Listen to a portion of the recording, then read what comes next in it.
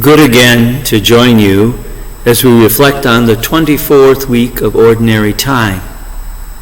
The theme of the passages that we hear from the Bible, from the prophet Isaiah, from a letter of St. James, and finally of the Gospel of St. Mark, to me are almost summoned by the first words of the reading from the prophet Isaiah. He says just simply, he just says so simply and so clearly, he opens my ear that I may hear. He opens my ear that I may hear. You know, faith is connected very strongly with hearing. Now, if someone can't hear or is deaf, doesn't mean they can't have faith. No.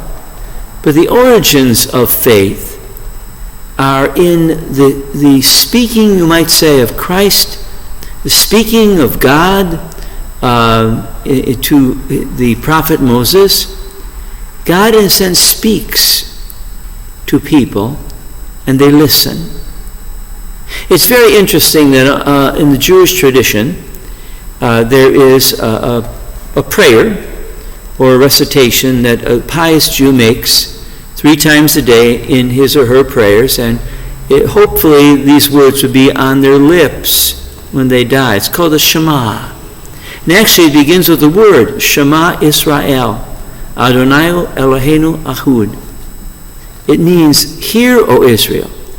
Hear, O Israel, the Lord is your God, the Lord alone is your God. Very interesting words. It's this, you might say it's the summary creed of the Jewish people. And it is summarized in those words that say, hear, O Israel. Actually, it can also be translated as do what God tells you to do. It's interesting, the capacity of hearing is a very wonderful capacity. I mean, yes, we use our sight to see and read. We use our touch to touch and feel. We have taste and smell. All of these senses are very important. But there's something about the capacity of hearing that is especially connected to faith. St. Paul, in his writing to the Romans, said something very, very clearly. He says, the word is near you, in your mouth and in your heart.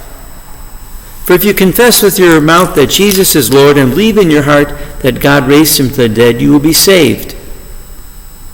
For one who believes with his heart is so justified, and one who confesses with his lips is so saved. But who can tell, but how can they call on him in whom they have not believed? And how can they believe in him whom they have not heard? And how can they hear without someone to preach? And how can people preach unless they are sent? How beautiful are the feet of those who bring the good news. I think it's very important, especially as we reflect on the nature of faith and our lives, that when we hear something that really touches us, it is really something usually that comes by word of mouth from a person to another person. There's nothing like the communication over, you might say, between our ears, between our mouth and other people's ears and vice versa. There's something about how words penetrate. Yes, our sight can give us some very moving sights. Our taste and smell and touch can bring us some other sensations.